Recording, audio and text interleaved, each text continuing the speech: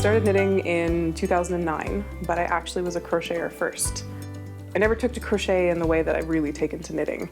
I was working with youth, actually here in Winnipeg, for some professional development, and a tragedy struck the youth group, and I needed something to do to distract myself. I really liked the knit fabric. It just had so much more give to it. At the time, the types of clothes that were available pattern-wise for knit were much more compelling to me than what was available for crochet. And so I found some plastic needles and some acrylic yarn, made a tiny little square, and then that was pretty much it. The next thing I made was a shrug, because go big or go home, I guess. And yeah, so since 2009, I've been knitting pretty steadily. I was also working on my master's at the time, and so tried very hard not to get super obsessed with knitting, because I could tell that it would take over everything and I would not actually do my homework, but managed to finish my master's. Also gain a full-blown obsession with knitting. I was planning my wedding at the time. That's right around the time that I was transitioning from crocheting to knitting. I decided to crochet all of the women in my wedding party and the one woman in my husband's wedding party. Crocheted all of them shawls, and then ran out of time to make my own shawl. And this woman that we really, really bonded, she offered to knit me my wedding shawl, and did. We never met. She knit it. She kind of improvised the pattern between two that she already knew and sent me this gorgeous white shawl with Swarovski crystal beads in it. It's quite a beautiful thing. One day I listened to a knitting podcast. I don't actually listen to too many knitting podcasts.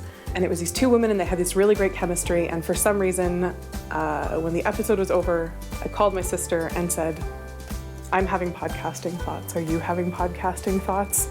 And she immediately said, "All the time, yes." And I think within 2 months, we had come up with a plan about the things that we would talk about every episode, the things we would talk about if for some reason we ran out of content, which we never have, a name, and had recorded 2 episodes. And we've been doing it for about 1.5 years now. We record every other week. It's an audio-only podcast because she's 2 hours away. Somehow I'm the sound monkey. So every other week I spend one evening recording the podcast with her, and then the next evening editing the sound, uploading it, and releasing it into the wild. We have, at this point, about 500 downloads an episode. We are Canadian Urban Prairie Girls who also like sci-fi, fantasy, and board games, and we're glad that you're here to join us for Knitting and Geekery. There are lots of different knitting podcasts. There are tons. There are audio, there are video, there are both. And one of the things that I think sets us apart is we are sisters, but also we talk about the board games that we play and the sci-fi and the fantasy books that we're reading or listening to, because we both listen to audiobooks, the movies that we're watching, all of that kind of stuff. And so we bring that we're geeks about yarn, but we're also, kind of more stereotypical geeks in our lives as well. And so we bring that element to it. And so other people have found us that way. So as I said, I found this knitting community when I was engaged in planning a wedding, and made some really great friendships over the years. I have traveled to, I call them yarn cons. I've traveled to various knitting events and met a number of them. Anytime I travel, whether it's for work or personal, I try to think about, do I know anybody in any of those cities that I can actually meet and connect with? It usually turns into a trip to a yarn store. Just that connection of, I've only known you as an entity online, and now all of a sudden we're actually meeting, and this connection does still exist, and it's really great. A few months ago, my husband and I decided to end our marriage, and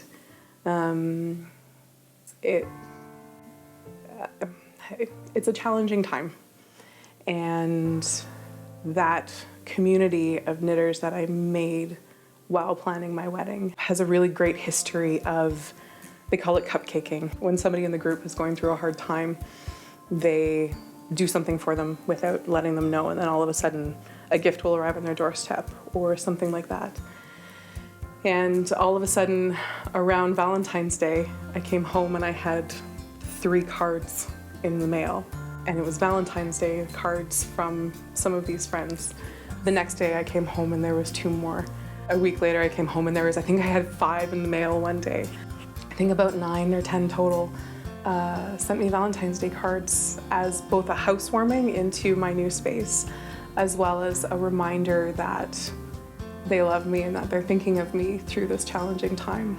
It's a really warm reminder of these friends, probably about half of whom I've actually met in real life, the other of whom are virtual friends, for lack of a better term. These friends who are holding me in their hearts and caring for me. One of the things that my sister and I have done in our podcast, stemming from a post that a yarn dyer here in Canada actually made, is we've been really encouraging our listeners to think about themselves in their knitting. I'm a plus-sized woman. When I look through a pattern's projects to see how does this pattern look on somebody who looks like me, most of the pictures are just that project on the blocking mats. It's not women proudly wearing the cardigan that they've made. Or if, this breaks my heart even more, or if they are wearing it, they've cut their head off. And if you go in and you look, they're not in their pictures. What I see when I see so many pictures on blocking mats is I see women feeling like they're not allowed to be proud of the things that they've made for themselves, and it breaks my heart. And so in our podcast lately, we've been really encouraging our listeners to be in their pictures. It's been amazing to see these women who largely don't know each other in our group support each other and share openly on a public platform about some of the issues that they're having with their bodies. Some of them are sharing pictures that they're not comfortable with because their family members have told them that they look great in that picture. And I'm getting goosebumps just talking about it. It's really touching to kind of see how these strangers are uplifting each other around this common craft.